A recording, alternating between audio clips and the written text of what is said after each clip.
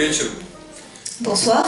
Большое спасибо, что вы сегодня собрались. Я думаю, вы не пожалеете. Merci beaucoup de vous être déplacés ce soir. Je suis persuadée que vous n'allez pas le regretter. Я книгу автора прочитал, она мне очень понравилась. Et aujourd'hui, je vais être tout à fait franc avec vous. J'ai lu le livre que nous allons vous présenter tout à l'heure et je l'ai beaucoup aimé. И я уверен, что книга обязательно понравится французскому читателю. Et je suis persuadée que le lecteur français appréciera également cet ouvrage. Потому что, наверное, трудно найти сегодня в Европе, да, наверное, и в мире вот две страны, где настолько переплетены культуры и существует такой интерес к культуре, к литературе, живописи друг к другу. Puisqu'il est, à mon avis, extrêmement difficile de trouver à l'heure actuelle deux autres pays qui auraient deux cultures à ce point entremêlées que sont les cultures de la Russie et de la France et qui auraient un intérêt aussi profond et sincère à l'égard de la culture, de la littérature et la langue de l'autre. И это подтверждает и тот интерес, который вызывают российские авторы, наша литература во Франции, в частности, на Парижском международном книжном салоне. Et l'intérêt que suscitent les auteurs russes conforte cette hypothèse. Et cet intérêt a été constaté, y compris à l'occasion du Salon de Livre de Paris. Мне действительно доставляет удовольствие участвовать сегодня в презентации книги Нины Пушковой. На русском языке эта книга называется «Богиня Победы», а на французском языке «Les Diamants de Nika». J'ai beaucoup de plaisir à présenter aujourd'hui le livre de Madame Nina Pushkova qui s'appelle en français «Les Diamants de Nika». Это не только детектив, а это в определенной степени тоже описание непростых 90-х годов, через которые прошло не только наше общество и весь мир, потому что книга написана не только о России, но там есть и пересечения с другими странами, поэтому очень завлекательная вещь. На выходе у вас будет возможность с ней напрямую познакомиться. Нина, еще раз хотел тебя поздравить с этим праздником, который праздник для всех нас. Plus qu'un policier, c'est une description de la vie difficile que notre société et le monde entier en général a connue dans les années 90, puisque ce livre concerne pas uniquement la Russie, mais également au-delà. C'est un ouvrage extrêmement passionnant. Merci. Je vais m'adresser à cette audience en français, puisque on n'aura pas besoin de traduction. Je suis extrêmement heureux que le livre de Nina apparu ici, en France. C'est un grand plaisir de le voir en français, à vrai dire, parce que le livre, il apparaît de quelques feuillets, vous savez, il y a des peintres qui font des dessins partout où ils sont, sur des serviettes au restaurant, et puis ils les ressemblent, ces serviettes, il paraît que c'est génial. Donc voilà, le livre de Nina a apparu sur des feuillets qui ont été éparpillés dans les chambres de notre maison, un peu partout, puis je les ramassais. Et je lui disais, mais écoute, il faut publier tout ça. Et donc, c'est un peu comme ça qu'apparaît un livre. C'est pas un processus logique, nécessairement logique. Mais un livre, c'est un miracle. C'est un miracle ordinaire. Connu avec Nina, un spectacle au théâtre à Moscou. Et le spectacle, c'était le miracle ordinaire. Donc, voilà, ce miracle ordinaire, c'est devenu une partie de notre vie. Je trouve que chaque livre, c'est un miracle. Peut-être pas très ordinaire, mais c'est un miracle et donc je suis extrêmement heureux que ce livre apparu en France. Comme je suis tout de même homme politique, je ne peux pas me passer de quelques considérations sur le côté, mettons, social du livre. Voilà. Et je dois vous dire que ce livre, c'est un livre profondément russe, bien que l'action emmène des personnages un peu partout dans le monde, en Belgique, au Singapour, à Londres. Mais c'est un livre sur la Russie, c'est un livre sur la psychologie russe, Nina va en parler, je pense. Ce livre est sur la femme russe. Oui, mais tu vas dire tout le reste, parce que moi je fais seulement quelques esquisses, tu vois. Non, je dis pas qu'il y a... Non, il y a beaucoup de crimes, je veux dire, il y a beaucoup d'attentats, j'en parle pas, mais c'est pas le plus important. Ce que je voulais dire, c'est que... Non, ça, tu vas pas le dire. Oui, ce que je veux dire, je veux, d'une manière un peu étrange pour moi-même, mais je peux comparer ce livre au livre d'André Makin, L'archipel d'une autre vie, que vous avez peut-être lu. Et je dois vous dire que nous sommes comme vous, Européens.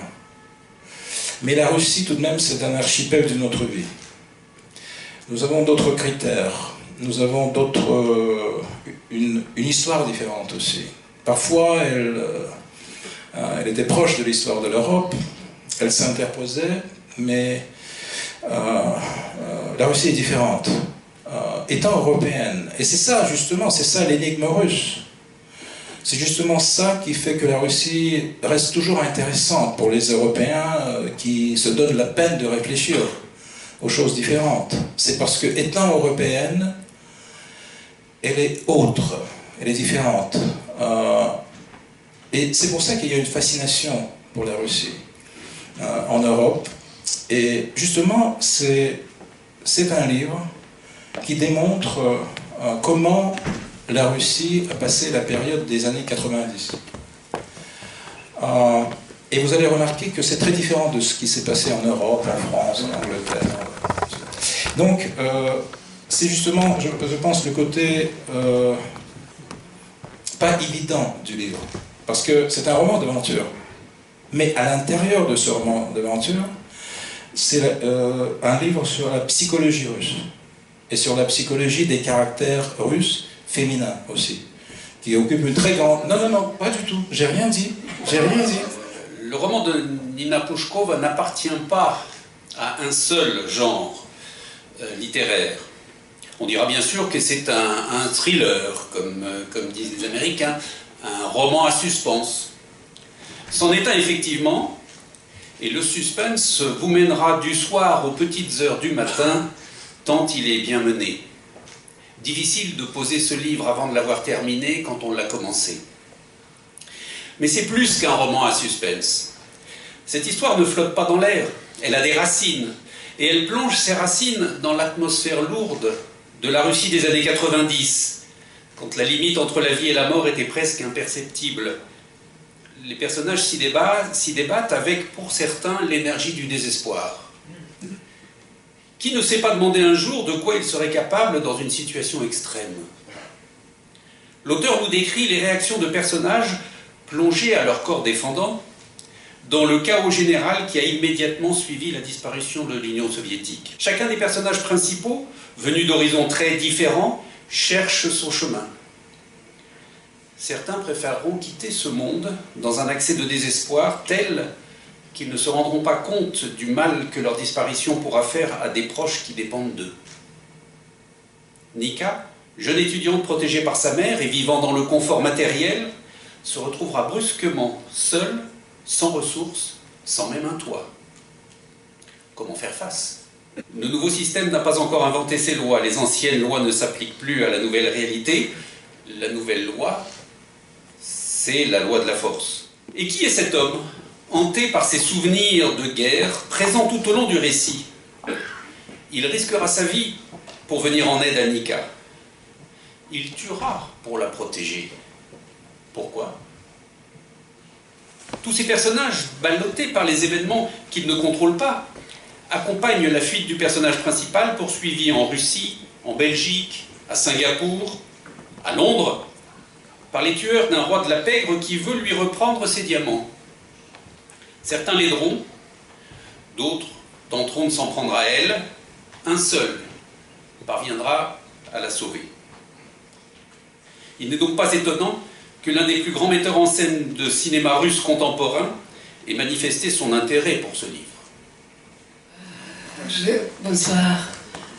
Je vous remercie beaucoup d'être ici. Эта книга в русском варианте называется «Богиня Победы». En sa version russe, ce livre a pour titre La déesse de la victoire.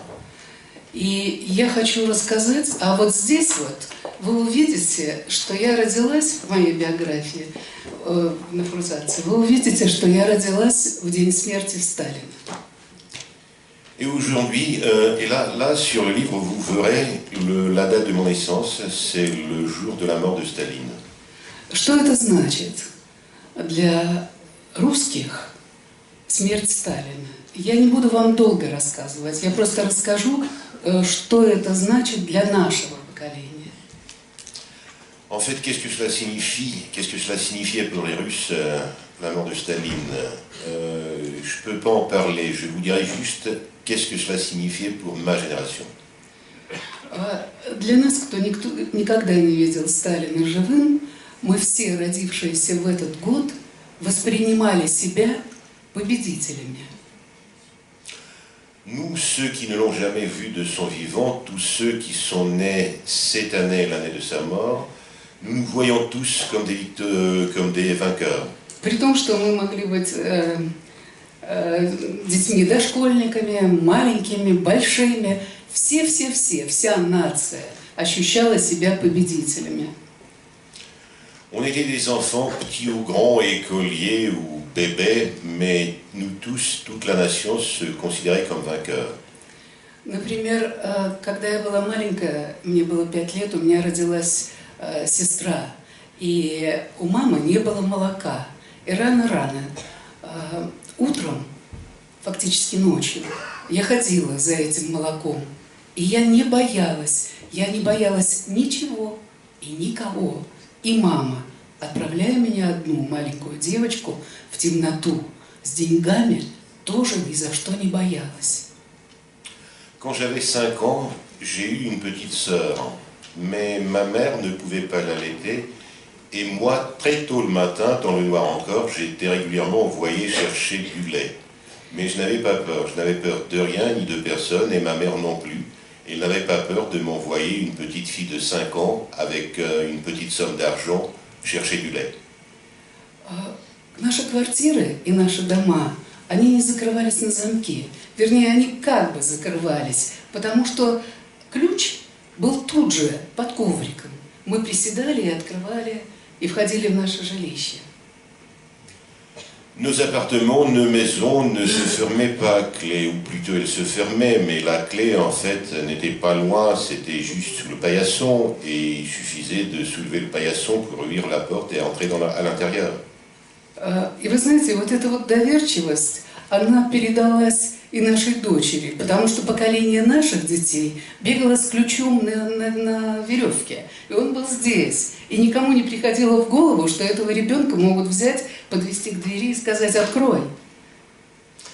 Et cette confiance, notre fille l'a héritée, puisque les enfants de sa génération déjà, elle portait la clé de sa maison sur le cou comme pendentif, et personne n'avait crainte, on n'avait même pas l'idée que quelqu'un peut attraper l'enfant, l'amener près de sa porte et lui dire « ouvre bien la maison ». Когда я пошла в школу, в 1 класс, в космос полетел Гагарин. Первый человек с Земли был из Советского Союза, он был русский. L'année où j'ai commencé l'école, c'était l'année du vol de Gagarine, le premier homme dans l'espace, et c'était un homme soviétique, un citoyen de mon pays. Вы знаете, мы смотрели, у нас не было телевизора в квартире.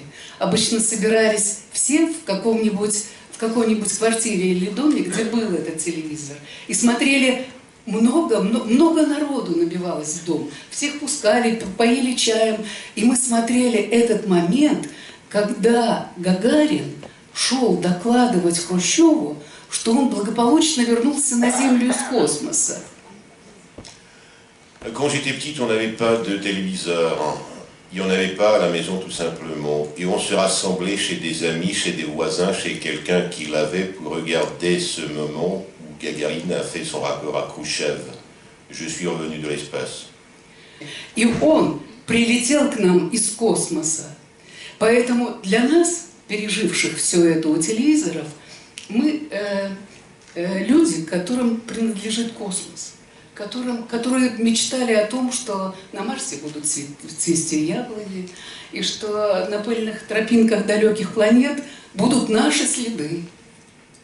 Et depuis ce temps-là, nous, les gens soviétiques, nous sommes tous des héros. L'espace nous appartient et nous appartenait. Et nous avons rêvé des pommiers sur le Mars, nous avons rêvé de laisser nos traces sur les sentiers poussiéreux des planètes lointaines. А потом я поступила в институт, и пришло время любви. И это время любви, оно было очень приближено к французскому времени. Потому что Франция для русского сердца это совсем не Америка, это совсем не Германия, это даже не Италия с Дольче Вита и Дольче Фарниенте. Вот почему-то русскому сердцу близка Франция. Может быть, потому что это для вас. Et puis j'ai commencé mes études dans une école de théâtre, c'était l'adolescence, le temps d'amour, et le temps d'amour pour les Russes est profondément lié avec la France, puisque la France a une connotation particulière pour un homme russe. La France, ce n'est pas l'Amérique, ce n'est pas l'Allemagne, ce n'est même pas l'Italie avec sa Dolce Vita. И мы все знали, что у великих французов были русские жены. Мы знали, что у Ромена Ролана была Майя Кудашева. Мы знали, что у Луи Рагона была Эльза Триоле. Она была русская, но взяла этот псевдоним, чтобы писать книги на французском. Что у Поля Элюара была Дьякова, Елена Дьякова, которая потом стала Галой и женой Дали. Мы знали, что у Пикассо была Ольга Хохлова. То есть «L'âme slave mystérieuse», которую взыскало французское сердце, это для нас было очень понятно и очень близко.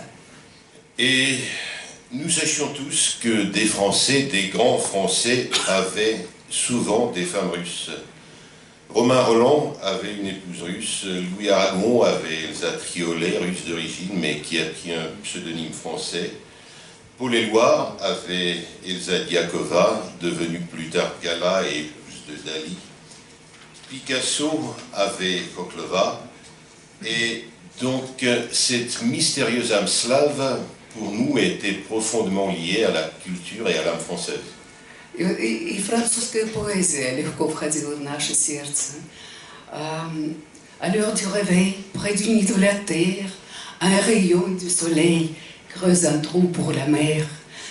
Il est le sangle long des lieux longs de l'automne blesse mon cœur d'une longueur monotone, tout suffocant et blême quand son l'heure. Je me souviens des jours anciens et je pleure. Il y a Joe Dassin, et si tu n'existais pas, dis-moi, pourquoi j'existerais pour traîner dans un monde sans toi, sans espoir et sans regret. Et si tu n'existais pas, j'essaierais d'inventer l'amour comme un peintre qui voit sous ses doigts naître les couleurs du jour. И вот для нас Франция это была страна, завораживающая и языком, и поэзией, и историей. Et c'est pourquoi nous étions toujours si sensibles à la poésie française. La France était un pays fascinant pour nous, un pays fascinant par sa langue, un pays fascinant par sa culture, par son histoire, par sa poésie aussi. Почему я вам это все рассказываю? Я рассказываю вам это потому, что книгу мою читать надо не как детектив. Хотя в русской версии там даже кинжал нарисован. Mais pourquoi en fait je vous raconte tout ça? C'est pour dire juste que mon livre, il ne faut pas le lire comme un simple polar. Quoique, dans l'édition russe, on a même un couteau sur la couverture. Я написала о русском характере. Я написала девушку, и чтобы было понятно, из чего мы все писатели пишут все равно о себе, какими они хотят быть, о себе, какими им не стать уже, или о себе, какие они есть. J'ai voulu décrire le caractère russe. Ma personnage, en fait, quoi qu'on vous dise, tous les écrivains, ils écrivent d'eux-mêmes, de ceux qui voudraient devenir mais n'ont pas devenu, de ceux qui l'ont vécu, de ceux qui se sont imaginés. Поэтому у меня детектив присутствует, но он присутствует на такой психологической основе, которая тоже вам объяснит про Россию больше, чем вы знали, может быть, до того, как вы прочтете эту книгу. Вы знаете, вот когда берешь яйцо, а там нет желтка, то вроде бы оно и яйцо, а жизни там нет. Так вот я убеждена, что детектив, если там нет психологии, если там нет жизни, если там нет желтка и истории, он тоже пустой.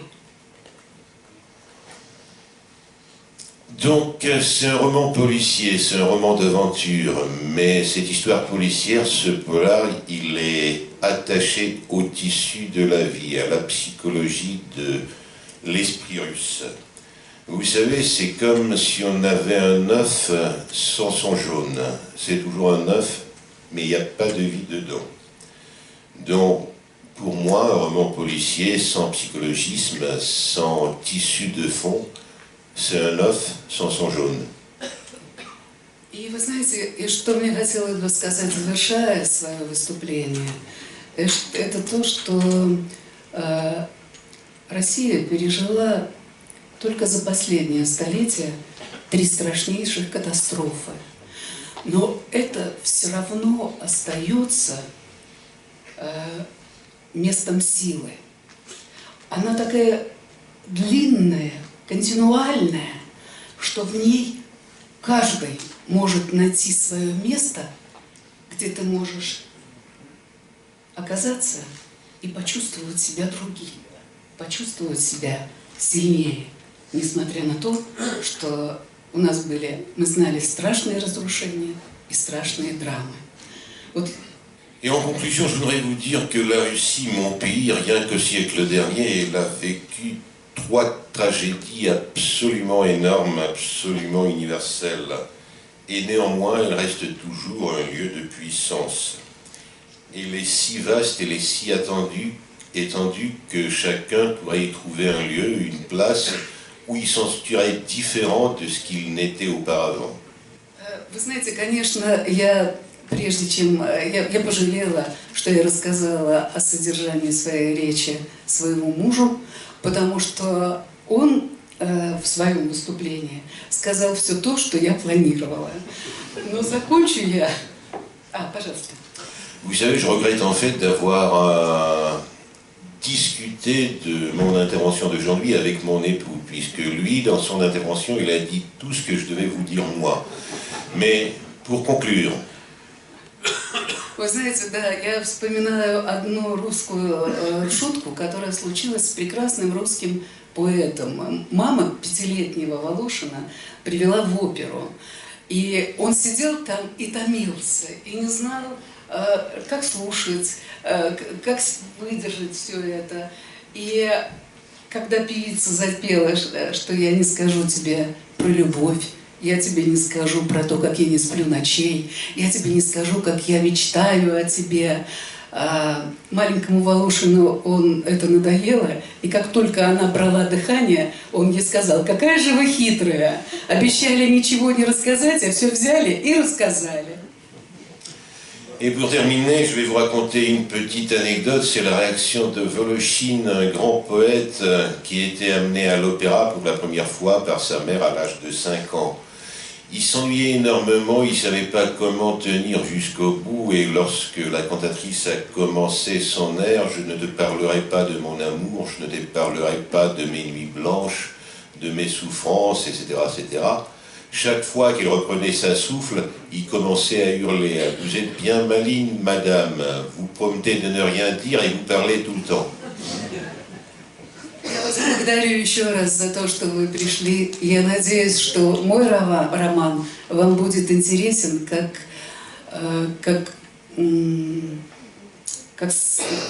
большая такая полифоничная картина о нашей жизни в 90-е годы. J'espère donc que mon roman vous intéressera non seulement comme un roman policier, mais aussi comme une sorte de tranche de vie du monde dans lequel nous avons vécu au cours des années 90. Merci beaucoup. Merci beaucoup. Ce côté positif de l'Union soviétique, de la Russie d'aujourd'hui, il n'est pas demandé par les médias occidentaux. Ils veulent avoir une autre image. Et tout ce qui n'entre pas dans cette image est considéré comme quelque chose qui ne doit pas avoir place sur les pages des journaux ou bien à la télévision et tout ça. C'est important pour comprendre ce livre. C'est un livre sur la survie. C'est un livre sur les gens heureux qui se sont trouvés dans une situation existentielle, dramatique, une situation frontalière. Ou bien c'est la survie, ou bien c'est le néant. Et justement, voilà ce côté positif, ce côté créateur qui existait en Union soviétique. Il a imprégné les personnages de ce livre. Vous allez le voir par vous-même. Chacun d'eux s'est heurté à cette frontière entre l'Union soviétique et la Nouvelle-Russie. Et comme vous savez, c'est jamais romantique, les révolutions. C'était une révolution politique que nous avons vécue. Et quand je voyais la presse américaine dire « Ah, voilà, quel bonheur, voilà, le grand démocrate, le président Yeltsin », je disais « Oh là là, mais... » Les choses se passaient tout à fait différemment en Russie. C'était une révolution, une secousse monumentale, très dramatique, tragique pour beaucoup de personnes. En 1995, la longévité de vie d'un homme russe, c'était 56 ans. À cause de la guerre en Tchétchénie, à cause de manque de travail, à cause de la rupture du système, parce que les usines cessaient de fonctionner, les gens se trouvaient dans la rue, les instituts scientifiques ne fonctionnaient plus. Donc c'était vraiment une révolution. Et elle était sanglante, mais pas parce qu'on tuait les gens, mais parce que les gens en mouraient de cette révolution, des conséquences de cette révolution. Et là, on parle des gens qui ont survécu. Nina parle d'une jeune fille qui a survécu. Elle parle des gens qui l'entouraient, qui ont survécu. C'est un livre sur le côté fort de la psychologie russe et sur le côté fort du caractère russe. Et je pense que vous allez l'aimer. Merci.